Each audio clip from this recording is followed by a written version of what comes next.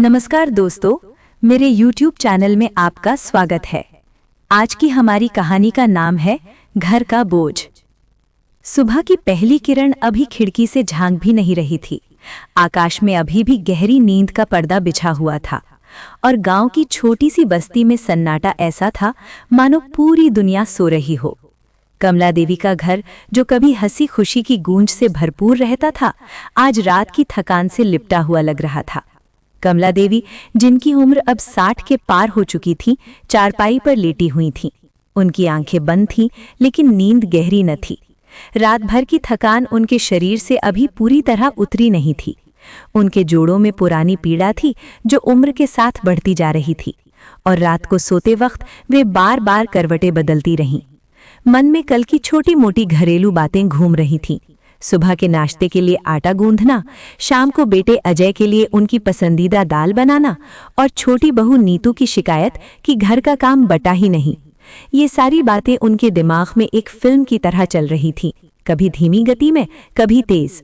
कमला देवी ने सोचा, कल फिर वही दिनचर्या, लेकिन कम से कम परिवार साथ है, यही तो खुशी है। वे कभी कभी मुस्कुरा भी उठती, पुरानी यादों में खोकर। जब अजय और रमेश छोटे थे तो वे रात को उनके सिरहाने बैठकर कहानियां सुनाती थीं। लेकिन आजकल घर में तनाव की हवा चल रही थी। बड़ी बहू सुनीता का स्वभाव चिड़चिड़ा हो गया था और छोटी बहू नीतू भी अपनी अपनी दुनिया में खोई रहती। कमला देवी ने आह भरी और फिर कोशिश की नींद को बुलाने की, लेकिन तभी अचानक दरवाजा जोर से खटखटाया गया। धड़ाके जैसी आवाज ने कमला देवी के कानों को चीर दिया। वे चौंक कर उठ बैठीं, लेकिन आंखें अभी पूरी तरह न खुली थीं। हृदय की धड़कन तेज हो गई, जैसे कोई खतरा सिर पर मंडरा रहा हो। कौन है इतनी सुबह? उन्होंने मन ही मन सोचा। बिना इंतजार किए ही दरवाजा खुला और उनकी बड़ी बहू सुनीता कमरे में दंदनाते हुए घुस आई। सुनीता की चाल में गुस्से की आग साफ छलक रही थी। उसके कदम इतने जोरदार थे कि फर्श की पुरानी ईंटें भी कांप सी गईं। उसके चेहरे पर गुस्सा साफ झलक रहा था। आंखें लाल थीं, जैसे रात भर रोने से सूजी हुई हों।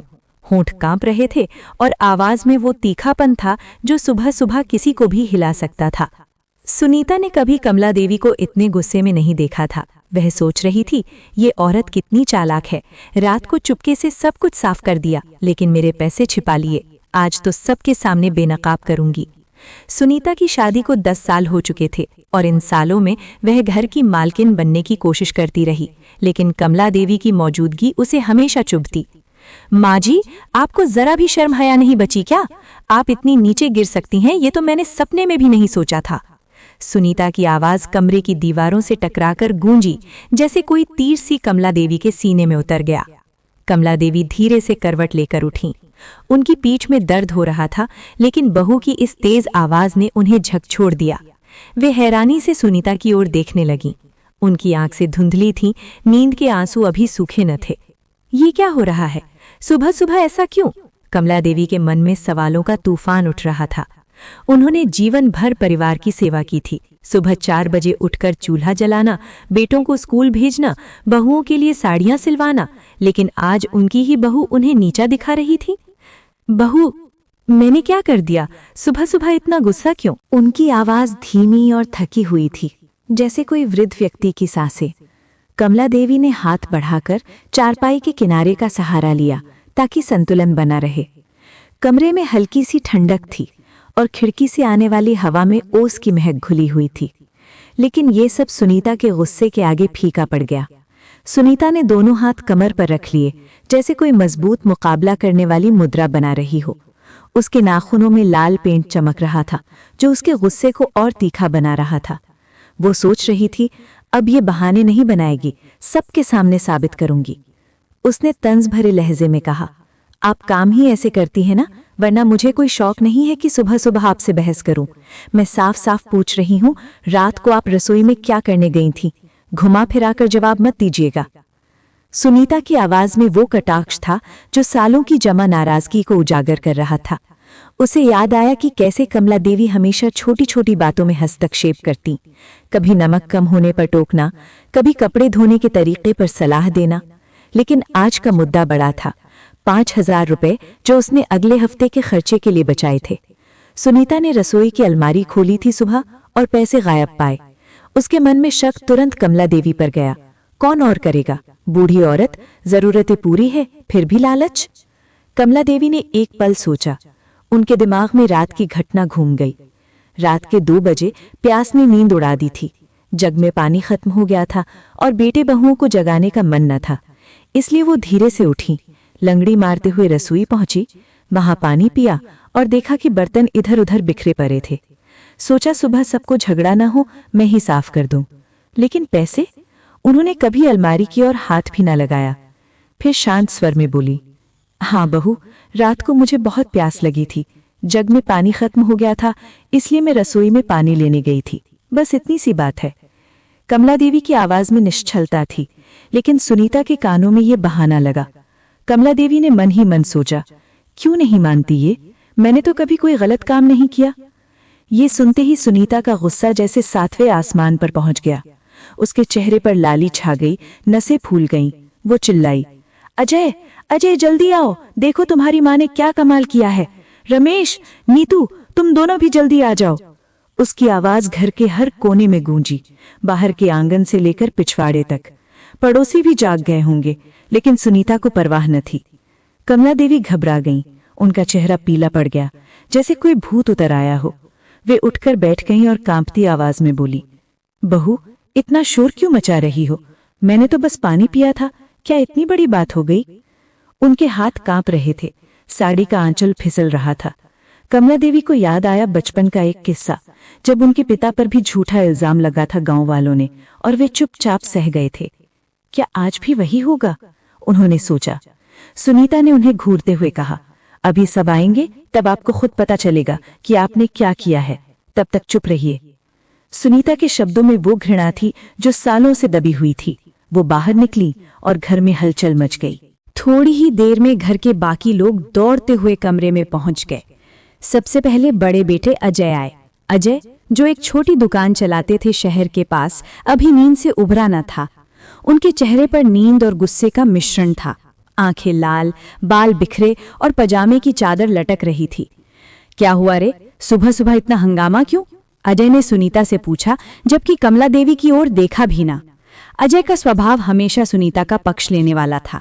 शादी के बाद से वो बहू को खुश रखने में लगा रहता, लेकिन आज उसके मन में भी शक का बीज बोया जा चुका था। फिर छोटा बेटा रमेश और उसकी पत्नी नीतू भी अंदर आईं। रमेश, जो सरकारी नौकरी करता था, थोड़ा संभल कर आया। उसके चेहरे पर हैरानी थी। भाभी, माँ के कमरे में सबको क्यों बुलाया? क्या हो गया अचानक? रमेश ने कहा, जबकि नीतू ने हाथ जोड़कर कमला देवी को नमस्कार किया, लेकिन उसकी आंखों में चिंता न थी। नीतू छोटी बहू थी, शादी को 3 साल ही हुए थे और वो सुनीता की दोस्त बनी रहती। सुनीता ने दोनों हाथ फैलाकर सबको संबोधित किया, जैसे कोई अदालत लगा रही हो। कमरे में अब तनाव की हवा गहरी हो गई थी। खिड़की से अब हल्की रोशनी आने लगी थी, लेकिन कमरा अभी भी अंधेरा सा लग रहा था। तुम सब खुद ही देख लो, मैं तो बस इतना पूछना चाहती हूँ कि हमारी माँ जी आधी रात को चुपके चुपके रसोई में क्या करने गई थीं? सुनीता की आवाज में विजयी लहजा था। कमला देवी ने फिर दोहराया, मैं चुपके से नहीं गई थी बहू, पानी लेने गई थी, प्यास बहुत तेज थी। उनकी आवाज कांप रही थी, लेकिन दृढ़ता थी। अजय ने माथा पकड़ लिया। अरे सुनीता, माँ सिर्फ पानी लेने गई थी, इसमें इतना ड्रामा करने की क्या जरूरत है? अजय ने कहा, लेकिन उसके टोन में सहानुभूति कम, झुंझलाहट ज्यादा थी। वो सोच रहा था, सुनीता फिर ओवर रिएक्ट कर रही है, लेकिन अगर पैसे गायब हैं तो जांच तो करनी पड़ेगी। लेकिन सुनीता मानने को तैयार नहीं थी। उसने और तेज आवाज में कहा, पानी लेने गई थी तो सिर्फ पानी लेकर आती ना, फिर रसोई में बर्तन क्यों धोने लगी, सफाई क्यों करने लगी? और सबसे बड़ी बात, मेरे 5000 रुपए कहाँ गए? रसोई की अलमारी में रखे थे, सुबह देखा तो गायब। ये सुनकर कमरे में जैसे बिजली सी कौंध गई। सबकी सांसें थम गईं। 5000 रुपए, वो रकम जो सुनीता ने महीने भर की मेहनत से बचाई थी बाजार जाने के लिए। नीतू ने तुरंत अपनी जेठानी का साथ दिया। बिल्कुल सही कह रही हो भाभी, रात में सफाई का शौक चढ़ाया था क्या माँ जी को? और पैसे अगर चाहिए थे तो कह देती, इस उम्र में चोरी करने से क्या फायदा? नीतू की आवाज में वो मासूमियत थी जो झूठी लग रही थी। वो सोच रही थी, अगर माँ जी ने लिए तो अच्छा है कि साफ हो जाए, वरना घर में शक रहेगा। रमेश, जो अब तक चुप था, अब झुंझला कर बोला, अरे भाभी, इसमें इतना गुस्सा क्यों? माँ ने अगर बर्तन धो दिए तो क्या बुरा किया? रमेश का मन कमला देवी के पक्ष में था, लेकिन वो घर का झगड़ा बढ़ाना न चाहता। फिर भी उसके शब्दों में संदेह की छाया थी। सुनीता ने उसे घूरा। बर्तन धोना अलग बात है रमेश, लेकिन मेरे 5,000 रुपए गायब हैं। घर में कोई चोर नहीं आता, बाहर का आदमी आता जाता नहीं, तो पैसे गए कहाँ? साफ है, माजी ने ही लिए हैं। सुनीता के शब्द कमरे में जहर की तरह फैल गए। कमला देवी की आंखें नम हो गईं। उन्होंने कांपते होठों से कहा, बहू, इतना बड़ा इल्जाम लगाने से पहले एक बार सोच तो लेती। मैंने कभी किसी का एक पैसा भी नहीं लिया। मुझे पैसों की क्या जरूरत? मैं तो बस। उनकी आवाज रुक गई, जैसे गला सूख गया हो। कमला देवी को याद आया उनका अपना जीवन, विधवा होकर 2 बेटों को पालना, कभी किसी से हाथ न फैलाना। ये मेरे ही बेटे बहू हैं, फिर ये अन्याय क्यों? अजय ने बीच में टोक दिया, माँ, अगर लिए हैं तो खुलकर बोल दो ना, सुबह सुबह इतना तमाशा क्यों करवा रही हो? अजय के शब्द कमला देवी के दिल में छुरी की तरह उतर गए। उनका अपना बेटा, जिसे उन्होंने रात दिन एक किया था, आज उन पर चोरी का आरोप लगा रहा था। उनकी आंखों से आंसू बहने लगे। उन्होंने उम्मीद भरी नजरों से छोटे बेटे रमेश की ओर देखा। शायद वो कुछ कहेगा, उनका बचाव करेगा। रमेश ने बचपन में हमेशा माँ का साथ दिया था। जब पिता की मृत्यु हुई तो वो सबसे ज्यादा रोया था, लेकिन आज रमेश चुपचाप खड़ा रहा। उसकी आंखों में न तो दया थी न सहानुभूति। वो सोच रहा था, माँ ने किया ही होगा, वरना और कौन? सुनीता ने एक गहरी सांस ली और तंज कसते हुए बोली, अब रोने से क्या होगा माँ जी? सच तो यही है कि पैसे आपने ही लिए। घर में आपको खाने पीने की कोई कमी नहीं, फिर भी लालच नहीं जाता। सुनीता के शब्दों में वो कड़वाहट थी जो सालों की नाराजगी से उपजी थी। रमेश ने भी सिर हिलाते हुए कहा, बहुत अफसोस हो रहा है माँ, आपसे ये उम्मीद नहीं थी। अब सच बोल ही दीजिए। रमेश की आवाज में दर्द था, लेकिन वो दर्द कमला देवी के लिए न था, बल्कि परिवार के लिए। कमला देवी का दिल पूरी तरह टूट चुका था। उन्होंने कांपते हाथों से साड़ी का पल्लू ठीक किया और लड़खड़ाती आवाज में बोली, रमेश बेटा, क्या तुम भी यही सोचते हो कि मैंने पैसे चुराए हैं? रमेश ने एक पल उनकी ओर देखा, फिर नजरें फेर लीं। माँ, अगर नहीं लिए तो फिर पैसे गए कहाँ? घर में तो कोई और आता जाता नहीं। ये शब्द सुनते ही कमला देवी को चक्कर आ गया। उनका सिर घूमने लगा। वे वहीं चारपाई पर बैठ गईं और धीमे से बोली, अगर तुम सब यही सोचते हो तो ठीक है, अब मैं खुद को निर्दोष साबित करने की एक कोशिश भी नहीं करूंगी। सुनीता ने मुंह बनाते हुए कहा, देख लिया, झूठ पकड़ा गया तो सफाई देना बंद कर दिया। बस करो अब, हमें और काम है। इतना कहकर वो गुस्से में पैर पटकते हुए कमरे से निकल गई। उसके कदमों की गूंज लंबे समय तक सुनाई देती रही। अजय, रमेश और नीतू भी चुपचाप अपने अपने कमरों की ओर चले गए। अजय ने जाते जाते माँ की ओर एक नजर डाली, लेकिन कुछ कहा ना। नीतू ने कंधे उचकाए, जैसे कह रही हो, क्या करें? रमेश ने दरवाजे पर रुककर एक बार पीछे देखा, लेकिन फिर चला गया। कमरा खाली हो गया। कमला देवी अकेली बैठी रहीं। उनकी सूनी आंखों से बहते आंसू तकिए में समा गए। उनके मन में सिर्फ एक ही सवाल बार बार घूम रहा था, क्या सच में अब मेरा कोई नहीं बचा? कमरे में सन्नाटा छा गया था। सुनीता के जाते ही बाकी सब भी चुपचाप बाहर निकल गए। दरवाजे के पल्ले धीरे से बंद हुए। उनकी हल्की सी चरमराहट भी कमरे की खामोशी में गूंज गई। कमला देवी अकेली रह गईं। वे चारपाई पर बैठी रहीं, नजरें जमीन पर टिकी हुईं। फर्श की पुरानी ईंटों पर धूल जमी थी, जो सालों से किसी ने नहीं झाड़ी थी। उनकी आंखों से आंसू धीरे धीरे बहते रहे। पहले तो बस 1-2 बूंदें, फिर धारा बन गई। वे तकिए पर गिरकर गीले धब्बे बना रहे थे। तकिया, जो कभी उनके बेटों की छोटी छोटी बातों से गर्म रहता था, आज ठंडा और नम हो चुका था। उनका मन बार बार एक ही सवाल पर अटक जाता था, क्या इतने सालों की मेहनत, प्यार और त्याग का यही अंत था? क्या अब सच में उनके अपनों ने उन्हें पराया मान लिया था? उनकी सांसें भारी थीं। हर सांस के साथ सीने में एक दर्द उठता था, जैसे कोई पुरानी जख्म फिर से हरा हो गया हो। कमला देवी ने हाथ उठाकर अपनी आंखें पोंछने की कोशिश की, लेकिन आंसू रुकने का नाम नहीं ले रहे थे। उन्होंने सोचा, क्या गलती कर दी मैंने? क्या कभी किसी का दिल दुखाया? क्या कभी किसी से कुछ मांगा? जवाब में उनके मन में सिर्फ एक ही आवाज गूंजी, नहीं, कभी नहीं। फिर ये सब क्यों? क्यों उनके ही बेटे, जिन्हें उन्होंने अपनी गोद में खिलाया था, आज उन पर चोरी का इल्जाम लगा रहे थे? क्यों उनकी बहू, जिसे उन्होंने बेटी की तरह अपनाया था, उन्हें नीचा दिखा रही थी? धीरे धीरे उनकी नजरें कमरे की दीवारों पर टंगी तस्वीरों पर गईं। कमरा छोटा था, लेकिन उन तस्वीरों ने उसे बड़ा बना रखा था। सबसे ऊपर बीच में उनके पति रमेश चंद्र जी की तस्वीर थी। काले सफेद फोटो में वे मुस्कुरा रहे थे। उनकी आंखों में वही चमक थी जो कमला देवी को पहली मुलाकात में दिखी थी। उस दिन बारिश हो रही थी। रमेश चंद्र जी छाता लिए खड़े थे और कमला देवी को देखकर मुस्कुराए थे। कमला, तुम्हारी आंखें कितनी साफ हैं, उन्होंने कहा था। आज वही आंखें धुंधली हो चुकी थीं। कमला देवी ने हाथ बढ़ाकर तस्वीर को छुआ। उनकी उंगलियां कांप रही थीं। फ्रेम पर धूल जमी थी। उन्होंने मन ही मन कहा, काश तुम होते रमेश चंद्र जी, आज ये दिन नहीं देखने पड़ते। तुम होते तो सब समझाते। तुम होते तो कहते, कमला चिंता मत करो, सब ठीक हो जाएगा। लेकिन तुम नहीं हो। उनकी यादों में वो दिन ताजा हो आया जब अजय की शादी हुई थी। वो दिन ऐसा था जैसे पूरा गांव जश्न मना रहा हो। सुबह से घर में हलचल थी। रमेश चंद्र जी बार बार दरवाजे पर आकर चिल्लाते थे, कमला जल्दी तैयार हो जाओ, दुल्हन का स्वागत करने में देर नहीं होनी चाहिए। कमला देवी ने हंसते हुए जवाब दिया था, अरे जी, बेटे की मां होना, अच्छे से तैयार होना तो बनता है। उन्होंने नई साड़ी पहनी थी, लाल रंग की, जिसमें सोने की जरी लगी थी। बालों में गजरा लगाया था। चेहरे पर हल्की सी मुस्कान थी। जब सुनीता बारात लेकर आई तो कमला देवी ने खुद जाकर उसे गले लगाया था। बेटा, अब से ये घर तुम्हारा है, जो भी जरूरत हो बिना झिझक बताना। सुनीता तब शर्मा रही थी, आंखें नीची किए मुस्कुरा रही थी। उसकी मांग में सिंदूर था, हाथों में मेहंदी। कमला देवी ने सोचा था, ये मेरी बेटी है, मैं इसे कभी दुख नहीं होने दूंगी। लेकिन आज वही सुनीता उन्हें चोर कह रही थी। आज वही सुनीता उनके सामने खड़ी होकर चिल्ला रही थी, माँ जी, आपको शर्म नहीं आती?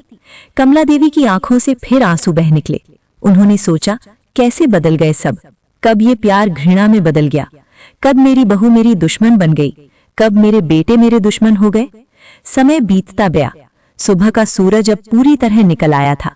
कमरे में रोशनी फैल गई थी, लेकिन कमला देवी के मन में अंधेरा और गहरा हो रहा था। दोपहर हो गई, फिर शाम ढलने लगी। कमला देवी ने सुबह से कुछ नहीं खाया था। पेट में अजीब सी हलचल थी। कभी कभी तेज दर्द होता, फिर शांत हो जाता। कमजोरी हाथ पैरों में फैल रही थी। उनके पैर सुन्न पड़ रहे थे। वे उठी और कमरे में इधर उधर देखा। घर में कोई नहीं था। बेटे काम पर गए हुए थे। अजय अपनी दुकान पर होगा, रमेश ऑफिस में, बहुएं कहीं बाजार या पड़ोस में होंगी।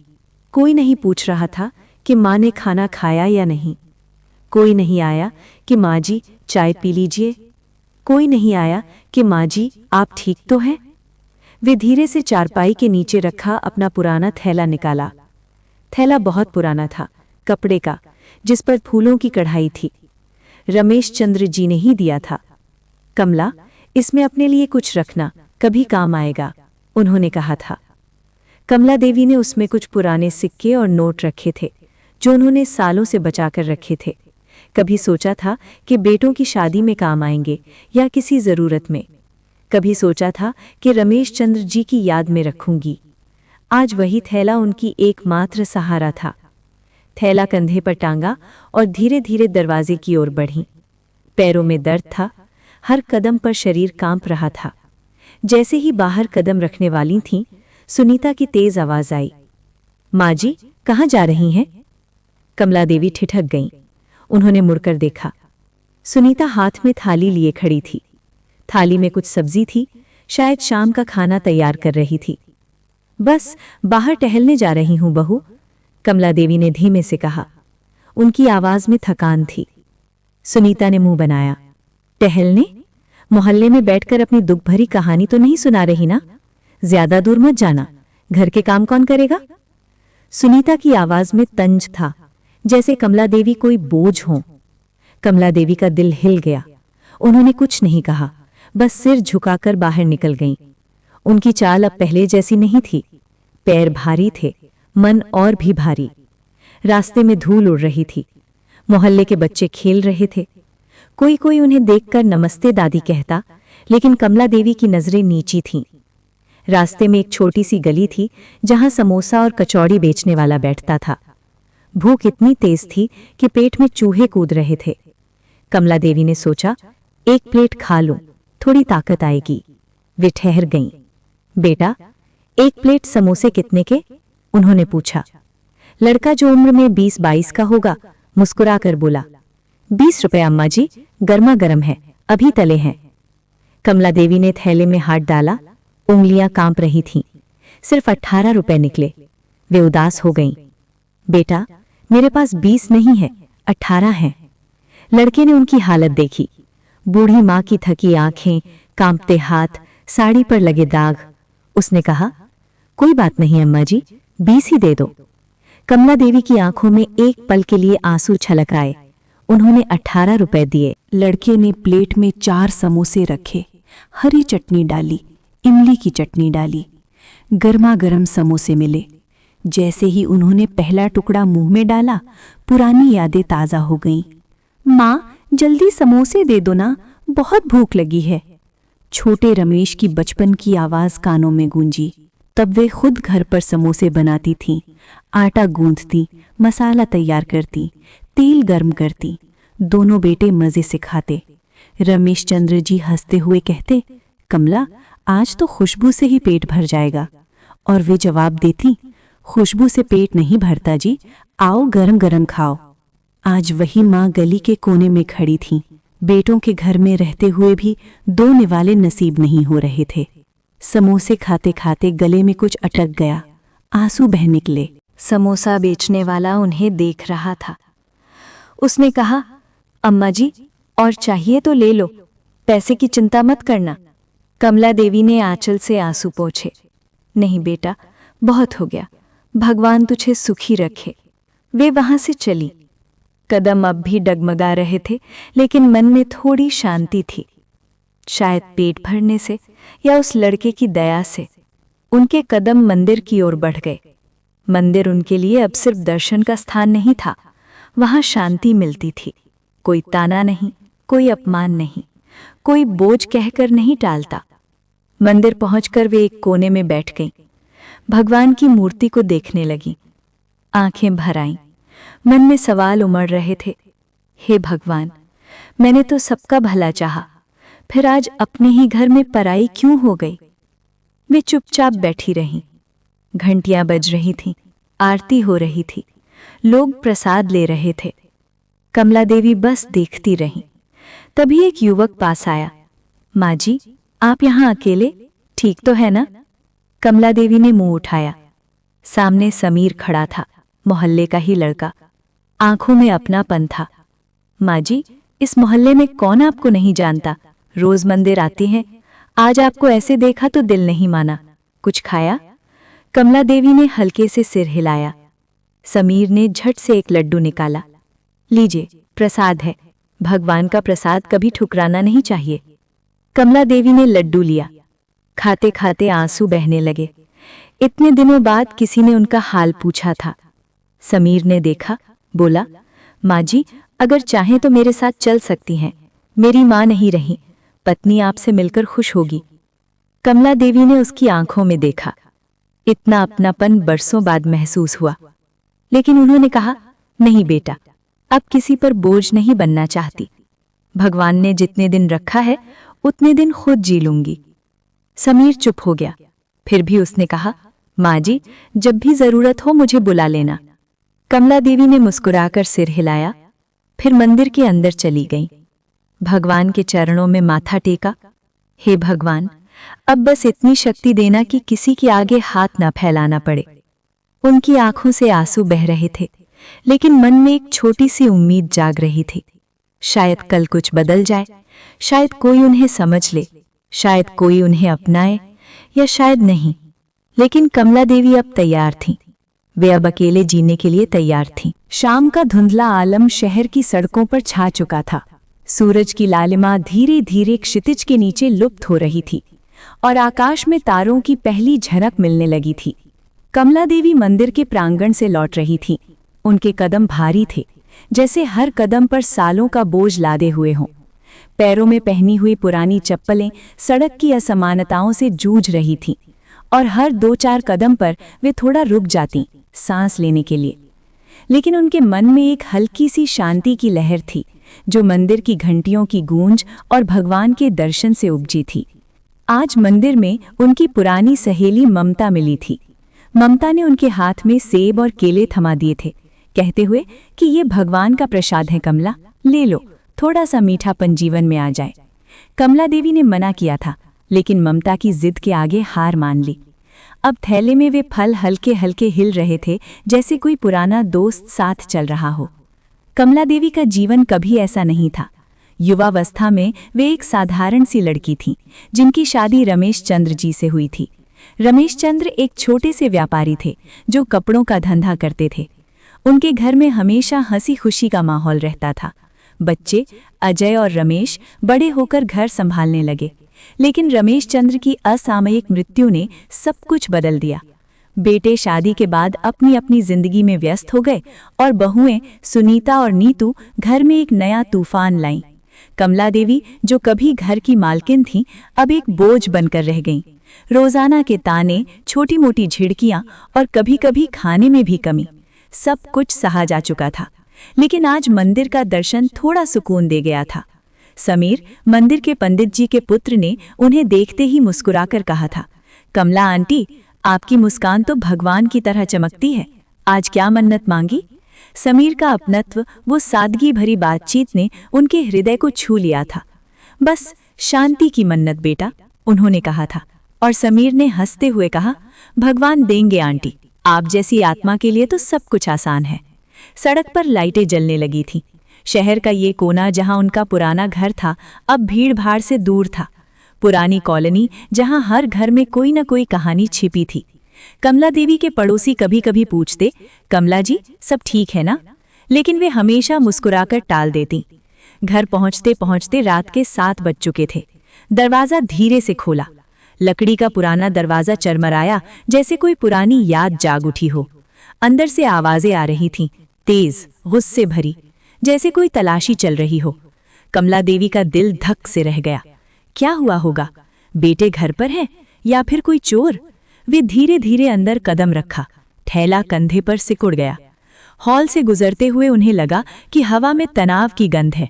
रसोई से कोई आवाज नहीं, लेकिन कमरे की ओर से शोर आ रहा था। उनका छोटा सा कमरा, जो कभी रमेश चंद्र जी के साथ साझा करती, अब उनकी एकमात्र शरण स्थली था। कमरे की ओर कदम बढ़ाए। दरवाजा खुला था, जैसे कोई राज खुलने को बेताब हो। अंदर का नजारा देखकर वे हक्की बक्की रह गईं। उनका छोटा कमरा, जो कभी इतना साफ सुथरा और व्यवस्थित रहता था, अब युद्ध भूमि जैसा लग रहा था। बिस्तर की चादरें जमीन पर पड़ी थीं, जैसे कोई तूफान आया हो। सफेद चादर पर धूल की परत जम चुकी थी, और किनारों पर सिलवटें ऐसी कि लगता था किसी ने जानबूझकर उखाड़ा हो। तकिए फटे हुए थे, सफेद परतें बाहर निकली हुईं, जैसे घाव से खून बह रहा हो। अलमारी के दरवाजे खुले थे, उसके अंदर के कपड़े बाहर निकाले गए थे। पुरानी साड़ियां, जो रमेश चंद्र जी ने उपहार में दी थीं, अब फर्श पर बिखरी पड़ी थीं। लाल बॉर्डर वाली साड़ी, जो शादी की सालगिरह पर मिली थी, अब धूल में सनी हुई थी। बीच में सुनीता और नीतू घुटनों के बल बैठी कुछ ढूंढ रही थीं। सुनीता की साड़ी की चोली पसीने से भीगी हुई थी, उसके बाल बिखरे हुए और चेहरे पर गुस्से की लाली। नीतू के हाथों में एक पुरानी डायरी थी, जिसे वो उलट पलट रही थीं, जैसे कोई राज उसमें छिपा हो।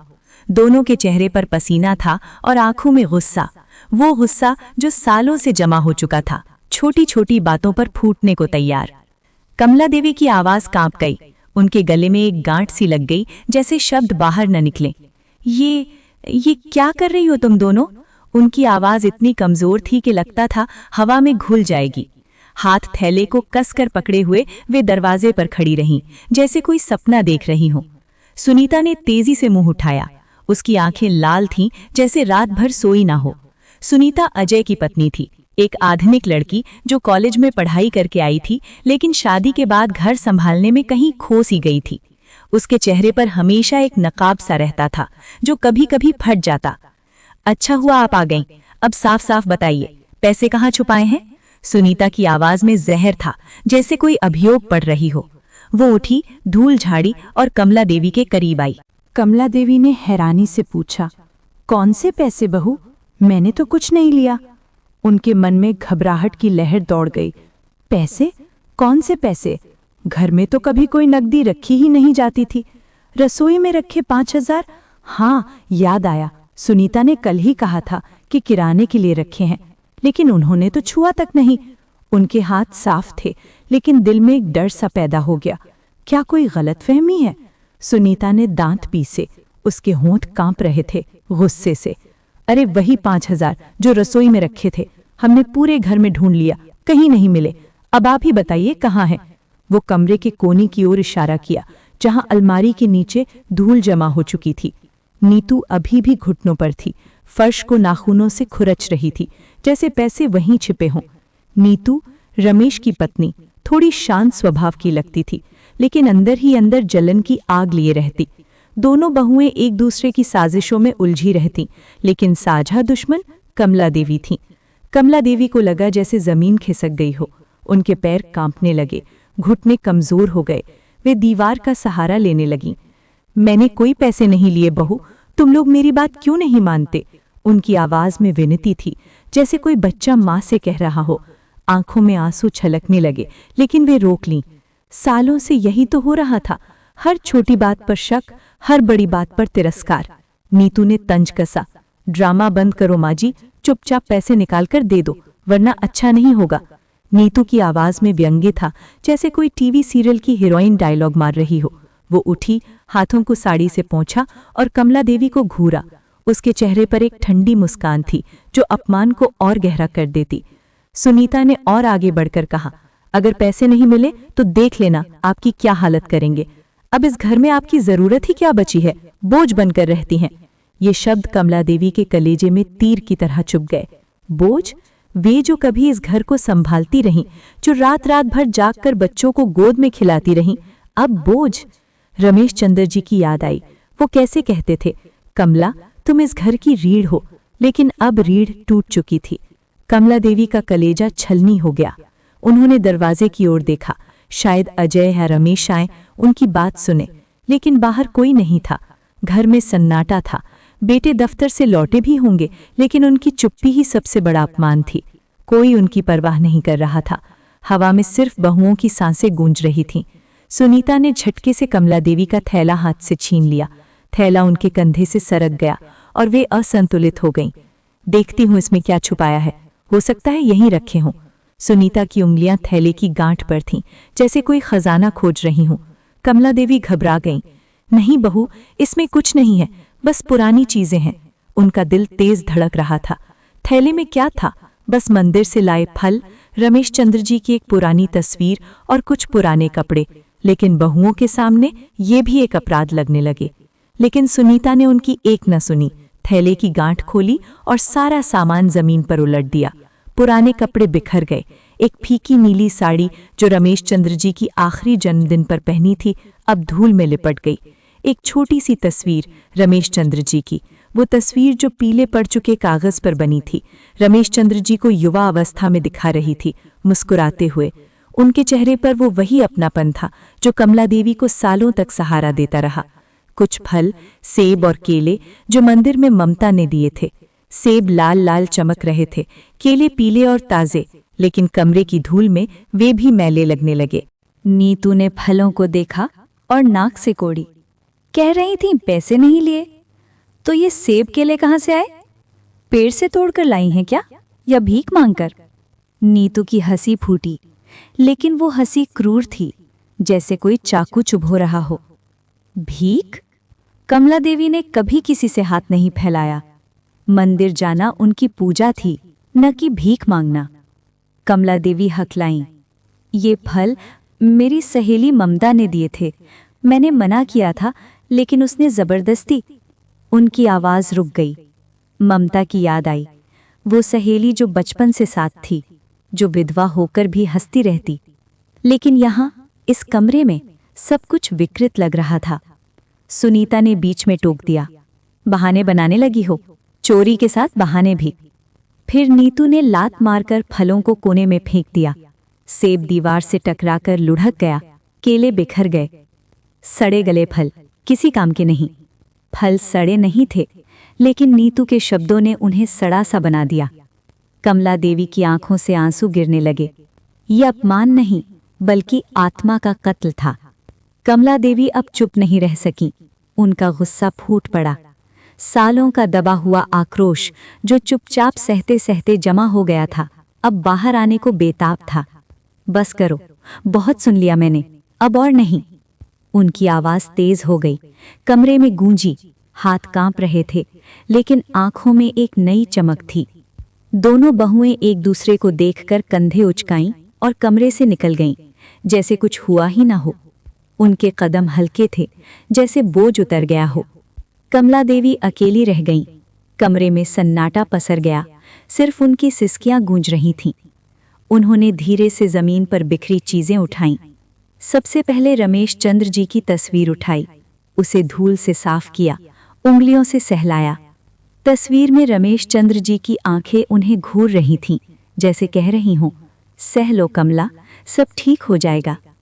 उन्होंने तस्वीर को सीने से लगाया। आंसू बहते रहे, गालों से होते हुए साड़ी पर गिरते। फिर थैले के नीचे से कुछ पुराने कपड़ों में हाथ लगी एक छोटी सी चाबी। चाबी पुरानी थी, जंग लगी हुई, लेकिन उसके हैंडल पर एक छोटा सा हीरा जड़ा था, जो कम रोशनी में भी चमक रहा था। वे खिठक गईं। ये वही चाबी थी जो रमेश चंद्र जी ने सालों पहले दी थी। यादें उमड़ आईं। वो रात जब रमेश चंद्र बीमार पड़े थे, अस्पताल के बेड पर लेटे हुए उन्होंने कमला देवी का हाथ पकड़ा था।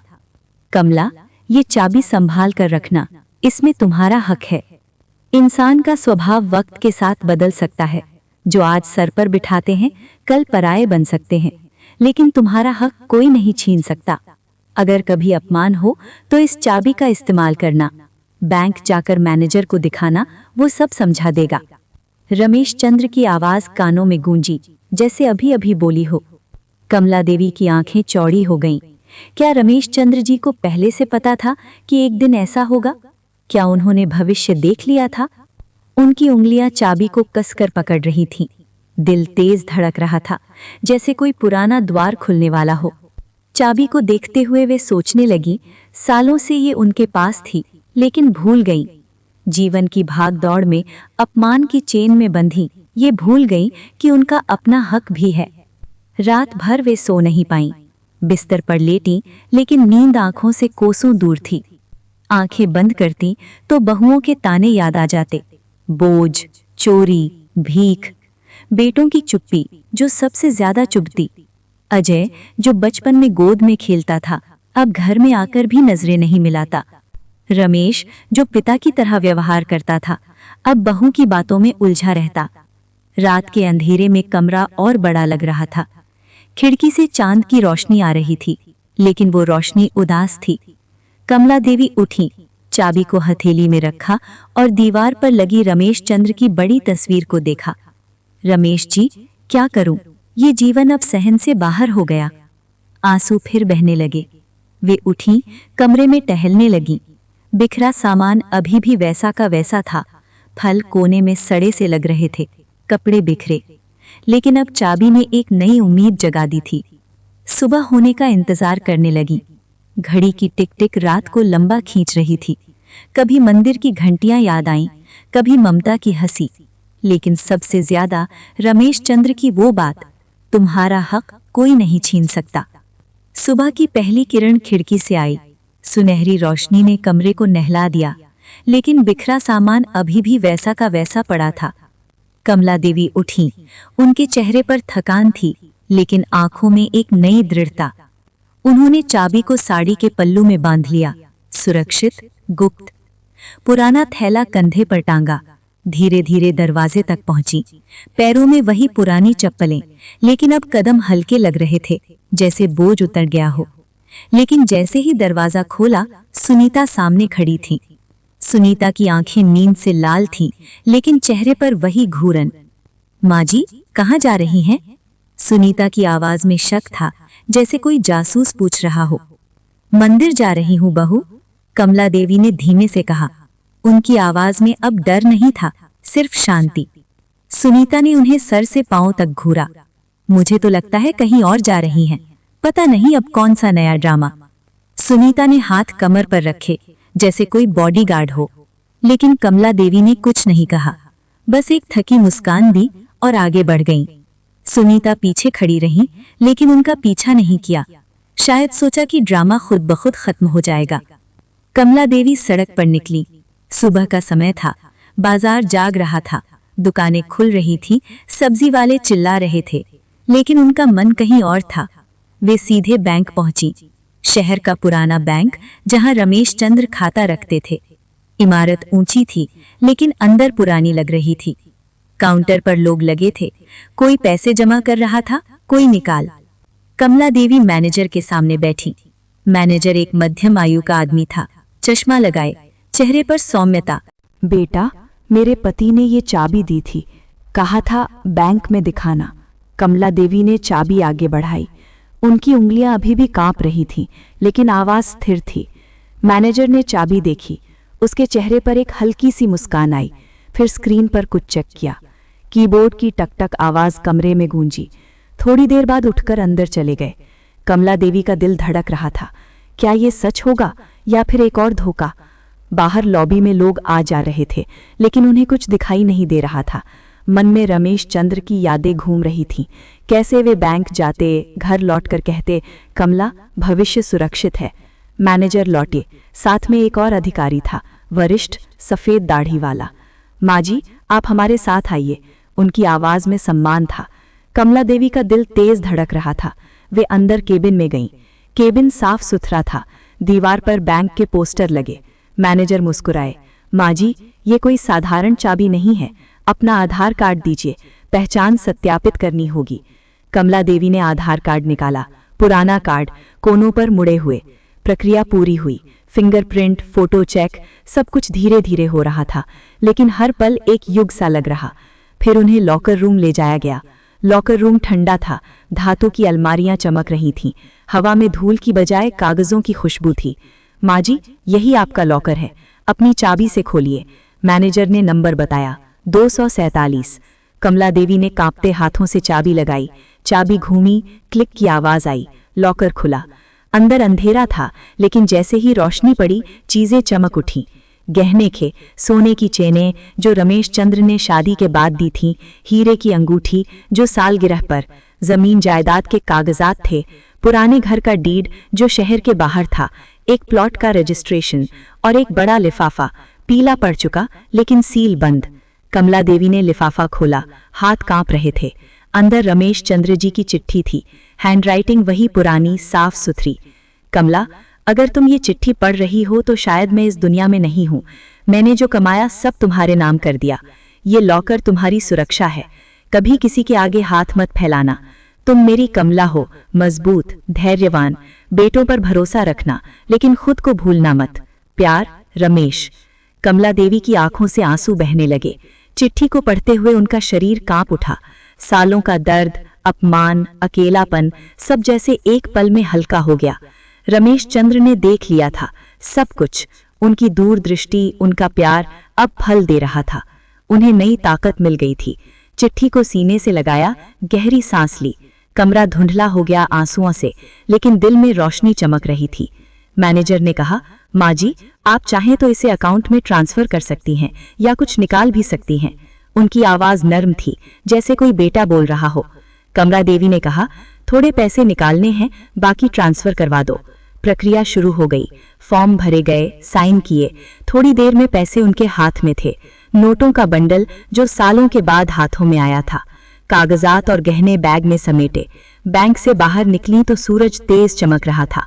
आकाश नीला था, हवा में ताजगी। अब उनके मन में एक नया फैसला पक्का हो चुका था। घर लौटेंगी, लेकिन अब बोझ नहीं, मालकिन बनकर। बहुओं को जवाब देंगी, लेकिन क्रोध से नहीं, गरिमा से। जीवन नया हो गया था। चाबी अब सिर्फ धातु का टुकड़ा नहीं, बल्कि उनकी ताकत का प्रतीक थी। बैंक के भव्य दरवाजे से बाहर निकलते ही कमला देवी की आंखों में एक नई चमक थी। वो चमक ऐसी थी जैसे सालों से बंद पड़े किसी दीपक में तेल डाल दिया गया हो। सूरज की तेज रोशनी उनके चेहरे पर पड़ रही थी, लेकिन अब वो रोशनी उन्हें जलाने नहीं बल्कि नई उम्मीद दे रही थी। आकाश नीला था, बिना बादल का, और हवा में एक हल्की सी ठंडक थी जो मार्च की सुबह की याद दिला रही थी। सड़क पर लोग व्यस्त थे, कोई दुकान खोल रहा था, कोई साइकिल पर सब्जियां लादे जा रहा था, लेकिन कमला देवी के लिए ये सब एक नई दुनिया लग रही थी।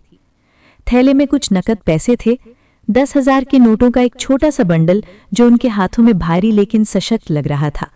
कागजात सुरक्षित थे, जमीन के डीड, गहनों की रसीदें, सब कुछ एक लिफाफे में बंधा हुआ, जैसे कोई पुराना खजाना। और मन में एक पक्का फैसला था, अब वे किसी के बोझ नहीं बनेंगे, अब वे खुद को अपनी जिंदगी खुद संवारेंगी। सालों का सहा हुआ अपमान, बेटों की चुप्पी, बहुओं के ताने, सब पीछे छूट गया था। रमेश चंद्र जी की चिट्ठी की याद आ रही थी जो उनके सीने से लगी हुई थी, कभी किसी के आगे हाथ मत फैलाना। अब वो फैलाना नहीं बल्कि खुद को उठाना सीख रही थी। वे सड़क पर चल रही थीं, पैरों में वही पुरानी चप्पलें जो अब थकान महसूस नहीं कर रही थीं। कंधे पर थैला लटका हुआ था, लेकिन बोझ नहीं बल्कि साथी सा लग रहा। शहर का ये कोना जहां बैंक था, हमेशा से व्यस्त रहता था। पास ही एक छोटा सा पार्क था जहां बुजुर्ग लोग सुबह की सैर करते। कमला देवी की नजर पड़ी एक बेंच पर बैठे दो बुजुर्गों पर। एक अखबार पढ़ रहे थे, दूसरा चाय पी रहे। उन्हें देखकर मन में एक हल्की सी उदासी आई। कितने लोग ऐसे ही अकेले रह जाते हैं, घर में जगह न मिले तो सड़क पर ही जीवन कट जाए। लेकिन आज ये उदासी दर्द नहीं बल्कि प्रेरणा बन रही थी। वे सोच रही थीं, अब मेरे पास ताकत है, मैं बदलाव ला सकती हूँ। रमेश चंद्र जी ने जो कमाया वो सिर्फ पैसे नहीं बल्कि एक जिम्मेदारी था, एक ऐसी जिम्मेदारी जो अब उनके कंधों पर थी। अचानक पीछे से एक आवाज आई, माँ जी। आवाज इतनी अपनत्व भरी थी कि कमला देवी के कदम रुक गए। पलटकर देखा तो समीर खड़ा था, वही युवक जो मंदिर में मिला था। समीर, पंडित जी का बेटा, जो हमेशा सफेद धोती कुर्ता पहने रहता, चेहरे पर एक सादगी भरी मुस्कान लिए। उसके बाल छोटे थे, आंखों में एक चमक जो युवावस्था की ऊर्जा दर्शाती, लेकिन आज उसके चेहरे पर चिंता और खुशी दोनों थीं। चिंता इसलिए कि सुबह सुबह मंदिर जाते वक्त उन्हें बैंक की ओर जाते देखा था, और खुशी इसलिए कि कमला देवी के चेहरे पर अब वो उदासी नहीं थी जो कल मंदिर में दिखी थी। समीर ने कल ही महसूस किया था कि कमला देवी के अंदर कुछ टूट रहा है। मंदिर के प्रांगण में जब वे भगवान के सामने बैठी थीं, उनकी आंखों में आंसू थे। समीर ने तभी कहा था, माँ जी, अगर कभी बात करने का मन हो तो आइए, हमारा घर खुला है। लेकिन कमला देवी ने मुस्कुराकर टाल दिया था। अब यहाँ सड़क पर वे खुद को रोक न सकें। माँ जी, आप यहाँ बैंक में, सब ठीक तो है ना? समीर की आवाज में सच्ची चिंता थी। वो आगे बढ़ा, थैले को संभालने के लिए हाथ बढ़ाया, लेकिन कमला देवी ने मना कर दिया। समीर को लगा कि कमला देवी अब मजबूत हो गई हैं। कमला देवी ने हल्की मुस्कान दी। वो मुस्कान अब थकी हुई नहीं बल्कि आत्मविश्वास से भरी थी। हाँ बेटा, जरूरी काम था, अब मैं अपनी जिंदगी अपने तरीके से जीना चाहती हूँ। उनके शब्दों में एक नई दृढ़ता थी। सालों से दबी हुई आवाज अब बाहर आ रही थी। वे समीर को देख रही थीं। ये लड़का जो उनके बेटों की उम्र का था, लेकिन अपनों से ज्यादा अपना लग रहा था। समीर की आंखों में वही अपनत्व था जो रमेश चंद्र जी की आंखों में होता। मन में एक हल्की सी खुशी हुई, शायद भगवान ने ये भेजा है सहारे के रूप में। समीर ने उनकी आंखों में देखा, वहां अब डर नहीं था, आत्मविश्वास था, लेकिन अकेलेपन की एक हल्की सी छाया भी दिख रही थी। समीर को पता था कि कमला देवी का घर अब घर नहीं रहा। मंदिर में आने वाले लोग अपनी कहानियां सुनाते रहते। एक पड़ोसी ने बताया था कि कमला देवी को बहुएं तंग करती हैं। समीर ने तुरंत कहा, माँ जी, अगर आप चाहें तो मेरे साथ चल सकती हैं। मैंने पहले भी कहा था, मेरी पत्नी आपसे मिलकर बहुत खुश होगी। राधा, जो एक स्कूल टीचर थी, हमेशा कहती रहती कि समीर, मंदिर से कोई बुजुर्ग अकेला लगे तो घर ले आना, माँ की कमी तो हमें भी महसूस होती है। राधा की अपनी माँ साल भर पहले गुजर चुकी थी और वो घर में एक माँ जैसी उपस्थिति की तलाश में थी। कमला देवी एक पल चुप रहीं। मन में कई सवाल उठे।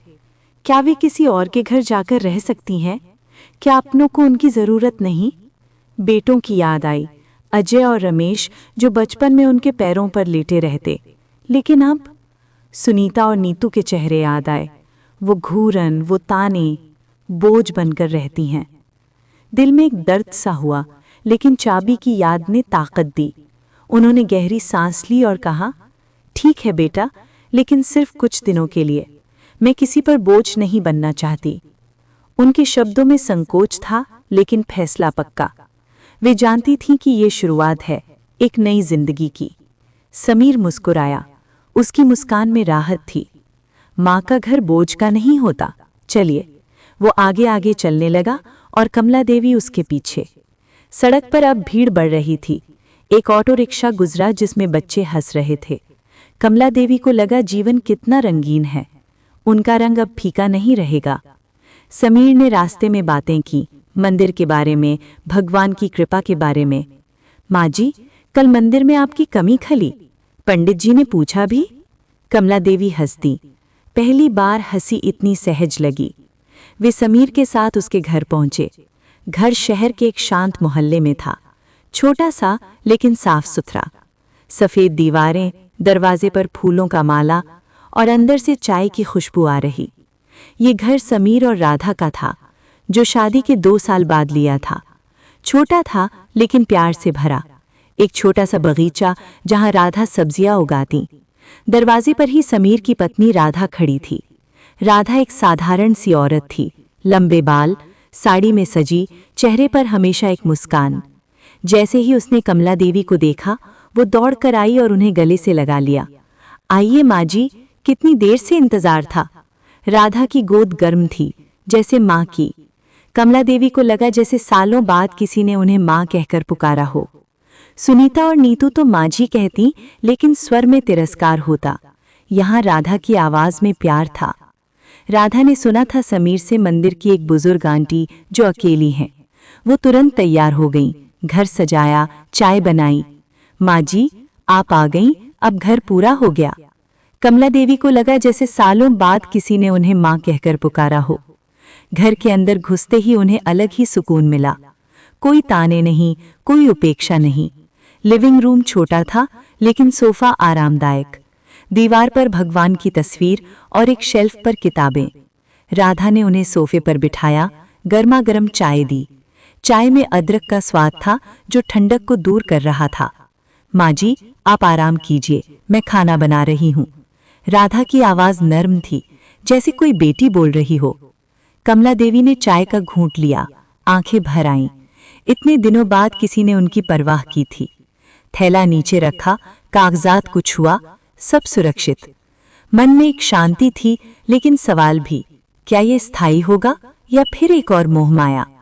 दोपहर बीत गई। राधा ने साधारण खाना बनाया, दाल, चावल, सब्जी, लेकिन प्यार से सजा। खाने की मेज पर तीनों बैठे। समीर ने कहा, माँ जी, आपकी कहानी सुननी है, अगर मन हो तो। कमला देवी ने हिचकिचाई, लेकिन फिर सब बता दिया। बैंक की चाबी, रमेश चंद्र जी की चिट्ठी, बहुओं का अपमान। समीर और राधा चुपचाप सुनते रहे। राधा की आंखें नम हो गईं। माँ जी, कितना दर्द सहा आपने, लेकिन अब सब ठीक होगा। समीर ने कहा, भगवान ने चाबी के रूप में रास्ता दिखा दिया। रात को खाना खाते समय उन्होंने अपना फैसला सुनाया। मेज पर लाइटें जल रही थीं, बाहर बारिश की हल्की फुहारें। कमला देवी ने गहरी सांस ली। बेटा, मैं अब अपनी संपत्ति का इस्तेमाल उन लोगों के लिए करना चाहती हूँ जो मेरी तरह अकेले पड़ जाते हैं। मैं एक वृद्धाश्रम खोलना चाहती हूँ, जहाँ बुजुर्गों को सम्मान मिले, भरपेट खाना मिले और कोई उन्हें बोझ न कहे। उनके शब्दों में एक सपना था, सालों से सोचा था, लेकिन कभी हिम्मत न हुई। अब चाबी ने हिम्मत दी। वृद्धाश्रम, एक ऐसा घर जहाँ माँ बाप को बेटे बेटियाँ न कहें, जहाँ डॉक्टर आएं, किताबें हों और शाम को भजन हों। समीर और राधा दोनों ने गर्व से उनकी ओर देखा। समीर की आंखों में चमक थी। माँ जी, ये तो कमाल का विचार है, हम पूरा साथ देंगे। समीर सोच रहा था, वो खुद एक एनजीओ में काम करता, बुजुर्गों के लिए। ये मौका था कुछ बड़ा करने का। राधा ने हाथ जोड़कर कहा, माँ जी, आप यहाँ रहिए, हमारा घर आपका है और आश्रम के लिए जो भी मदद चाहिए हम करेंगे। राधा की आवाज़ में उत्साह था। वो कल्पना कर रही थी आश्रम में बच्चे बुजुर्गों को पढ़ाएं, कहानियाँ सुनाएं। कमला देवी की आंखें नम हो गईं। बेटा, कल मुझे किसी अच्छे वकील के पास ले चलना, मैं सब कुछ कानूनी रूप से तय करना चाहती हूँ। फैसला पक्का था, संपत्ति बेचकर आश्रम बनाना, लेकिन पहले बेटों को अलग करना। समीर ने सिर हिलाया। मैंने पहले ही एक वकील से बात कर ली है, बहुत अनुभवी हैं, सुबह चलते हैं। समीर ने रात को ही फोन किया था। वकील उसका दोस्त था जो संपत्ति मामलों में विशेषज्ञ। रात कटी, कमला देवी को नींद आई, लेकिन सपनों में रमेश चंद्र जी दिखे। कमला, तुम सही रास्ते पर हो। सुबह हुई, सूरज उगा, चिड़िया चहकीं। वे वकील के दफ्तर पहुंचे। दफ्तर शहर के मुख्य बाजार में था, पुरानी इमारत लेकिन अंदर साफ। वकील, एक बुजुर्ग आदमी, चश्मा लगाए, कमला देवी को देखकर उठे। आइए माँ जी, बैठिए। वकील ने कमला देवी की पूरी कहानी सुनी। घंटों चली बात, अपमान की हर डिटेल, चाबी की कहानी, चिट्ठी। वकील गंभीर स्वर में बोले, माँ जी, क्या आपने इस बारे में अच्छी तरह सोच लिया है? संपत्ति से बेटों को बेदखल करना बड़ा कदम है। वकील जानता था परिवार टूटने का दर्द, लेकिन कमला देवी के चेहरे पर दृढ़ता थी। कमला देवी की आवाज में कोई संकोच नहीं था। हाँ वकील साहब, जिस माँ को अपने घर में 2 रोटी नसीब ना हो, उसे अब मोह माया में नहीं पड़ना चाहिए।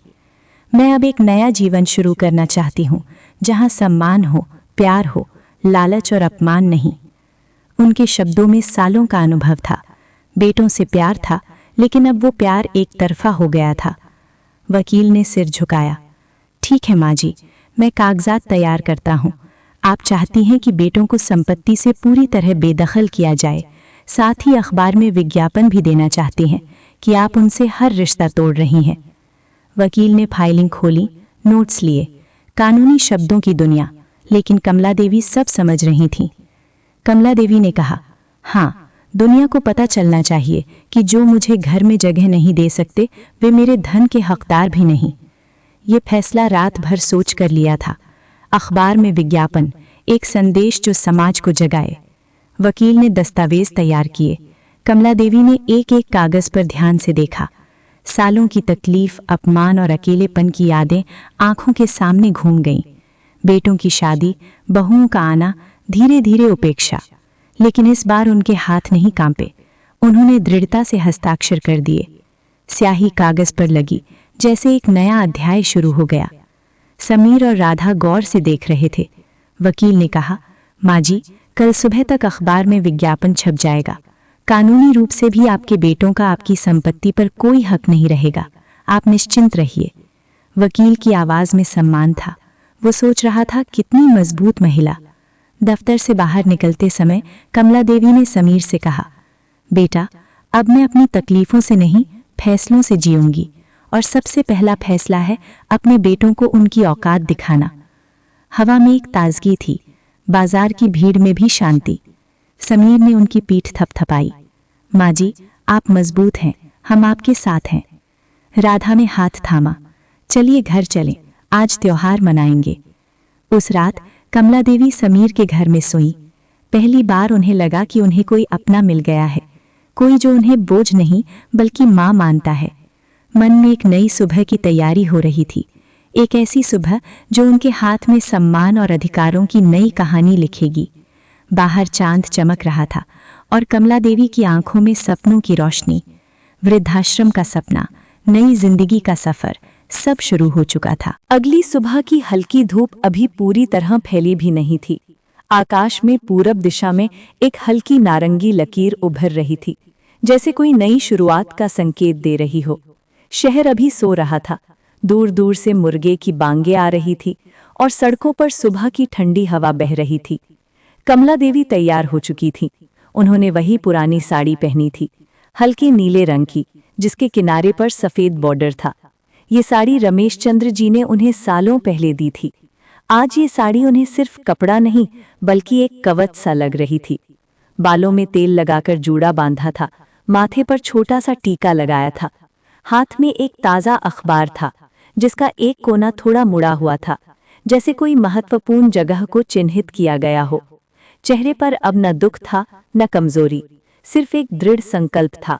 आंखें चमक रही थीं, लेकिन वो चमक क्रोध की नहीं बल्कि न्याय की थी। समीर और राधा अभी सो रहे थे। कमला देवी ने चुपचाप उठकर चाय बनाई थी। 3 कप रखे थे, एक खुद के लिए, एक समीर के लिए, एक राधा के लिए। लेकिन आज चाय पीने का मन नहीं था। मन में एक ही बात घूम रही थी, आज सब कुछ खत्म करना है। सालों का दर्द, अपमान, चुप्पी, सब आज खत्म हो जाएगा। उन्होंने समीर के कमरे का दरवाजा खटखटाया। समीर ने आंखें मलते हुए दरवाजा खोला। माँ जी, इतनी सुबह? कमला देवी ने शांत स्वर में कहा, बेटा चलो, आज सब कुछ खत्म करना है। उनकी आवाज में कोई हिचकिचाहट नहीं थी। समीर ने एक पल उनकी आंखों में देखा। वहां अब वो डर नहीं था जो पहले दिखता था, वहां अब एक मजबूत इरादा था। समीर ने सिर हिलाया। जी माँ जी, बस तैयार हो जाता हूँ। राधा भी उठ गई। उसने कमला देवी के पैर छुए। माँ जी, आप मजबूत रहिए, हम आपके साथ हैं। कमला देवी ने राधा के सिर पर हाथ फेरा। बेटी, आज मेरी जिंदगी का आखिरी पन्ना लिखा जाएगा। वे तीनों घर से निकले। सुबह की ठंडी हवा थी, लेकिन कमला देवी के मन में एक आग जल रही थी, न्याय की आग। सड़क पर अभी बहुत कम लोग थे। एक दूध वाला साइकिल पर जा रहा था, एक अखबार वाला दुकान खोल रहा था। कमला देवी ने अखबार को कसकर पकड़ा। उसमें छपा विज्ञापन आज की तारीख का था। बड़े बड़े अक्षरों में लिखा था, कमला देवी का संदेश। वे उस अखबार को देखकर सोच रही थीं, कितनी सालों तक चुप रहीं, कितनी सालों तक सहती रहीं। आज चुप्पी टूटेगी। वे उस पुराने घर की ओर बढ़े जहां कमला देवी ने अपनी पूरी जिंदगी गुजारी थी। वो घर अब भी वही था, पुरानी दीवारें, लकड़ी का दरवाजा जो चरमराता था, छोटा सा आंगन जहां कभी बच्चे खेलते थे। लेकिन आज वो घर उन्हें पराया लग रहा था, जैसे कोई पुराना जख्म जो अब भर चुका था लेकिन निशान रह गया था। घर के सामने पहुंचकर उन्होंने एक गहरी सांस ली। छाती में एक भारीपन था, लेकिन वो भारीपन अब बोझ नहीं बल्कि ताकत बन चुका था। समीर ने उनका हाथ थामा। माँ जी, डरिए मत। कमला देवी ने कहा, बेटा अब डरने की कोई बात नहीं। फिर उन्होंने दरवाजे पर जोर से दस्तक दी। दस्तक इतनी तेज थी कि घर के अंदर गूंज गई, जैसे कोई फैसला सुनाने आया हो। दरवाजा धीरे धीरे खुला। सामने सुनीता और नीतू खड़ी थीं। दोनों ने कमला देवी को देखा तो पहले तो चौंकी। सुनीता की आंखें नींद से भरी थीं, बाल बिखरे हुए। नीतू ने साड़ी ठीक की। फिर दोनों ने मुंह बनाया। सुनीता बोली, अरे आप आ गई? 2 दिन कहाँ गायब थीं? कहीं नया ड्रामा करने गई थीं क्या? उसकी आवाज में वही पुराना तंज था, जैसे कुछ हुआ ही ना हो, जैसे कल की घटना भूल गई हो। पीछे से अजय और रमेश भी आ गए। अजय ने शर्ट पहनी हुई थी, लेकिन बटन खुले थे। रमेश ने पजामा में ही आंखें मली। अजय ने गुस्से से कहा, माँ आपको शर्म नहीं आई? किसी और के घर जा रही हो, हमसे नाराज होकर। उसकी आवाज में क्रोध था, लेकिन उस क्रोध के पीछे एक डर भी छिपा था। रमेश चुप रहा, लेकिन उसकी आंखें कमला देवी को टटोल रही थीं। कमला देवी ने कोई जवाब नहीं दिया, बस अखबार उनकी ओर बढ़ाया और सख्त आवाज में बोली, पढ़ो इसे। उनकी आवाज इतनी ठंडी और स्पष्ट थी कि कमरे में हवा रुक सी गई। अजय ने अखबार लिया, उसके हाथ कांप रहे थे।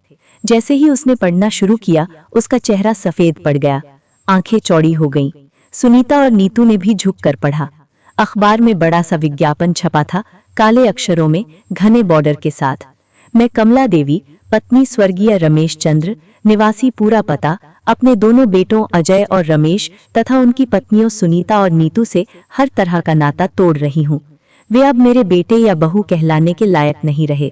मेरी सारी संपत्ति, घर और जायदाद सिर्फ और सिर्फ मेरे नाम पर है। मैंने कानूनी रूप से तय कर लिया है कि मेरी मृत्यु के बाद भी उन्हें इसमें कोई अधिकार नहीं मिलेगा।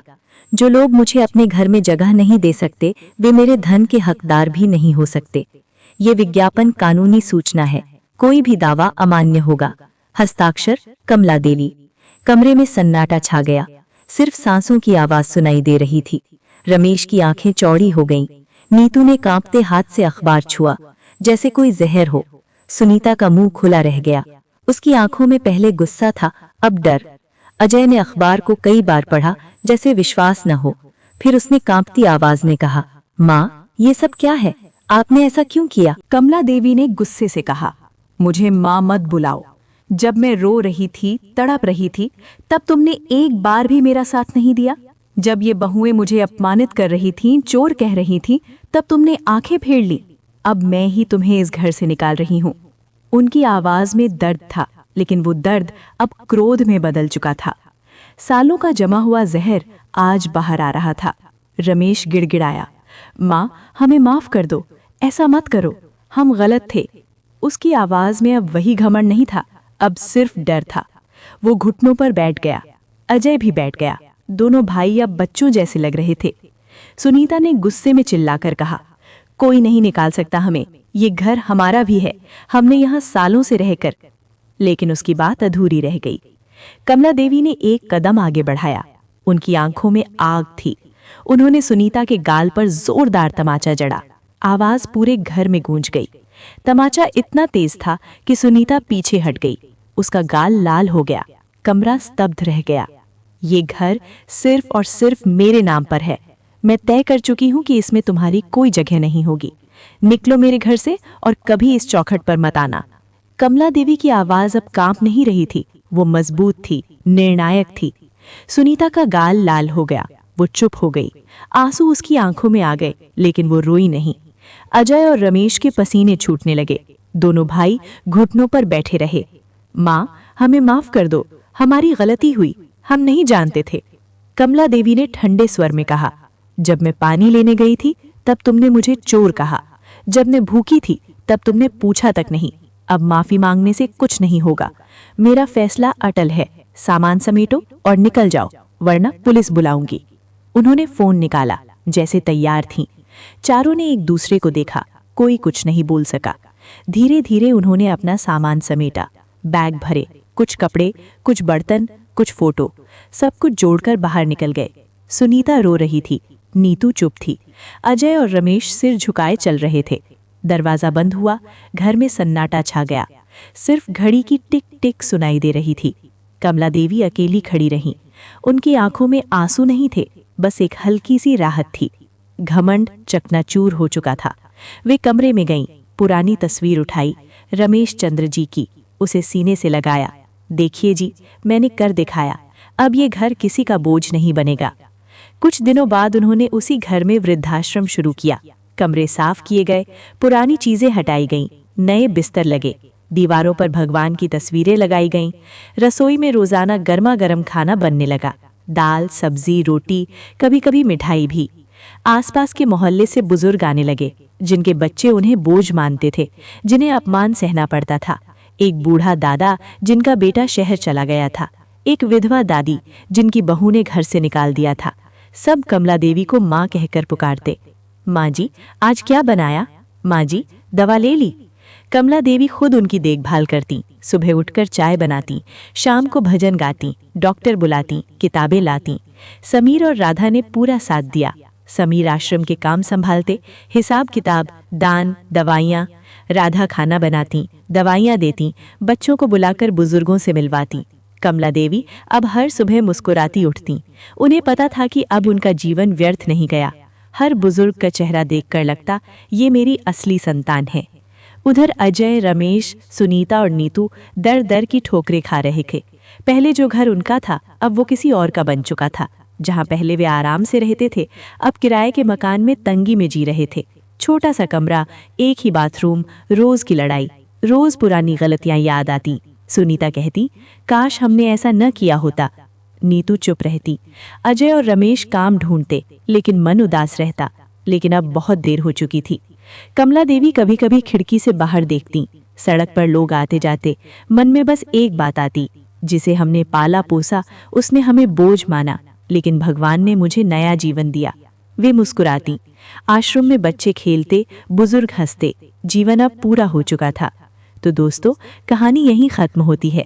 घमंड का अंत हो गया, सम्मान और दया की जीत हुई। साथियों, आप लोग ये कहानी कहाँ से देख रहे हैं? अपनी जगह का नाम कमेंट बॉक्स में ज़रूर लिखिए। कहानी पसंद आए तो वीडियो को लाइक करें, शेयर करें। हमारे चैनल पर पहली बार आए हैं तो सब्सक्राइब भी कर लीजिए, ताकि मेरी आने वाली हर वीडियो सबसे पहले आपको मिले। धन्यवाद। ओम भगवते वासुदेवाय नमः।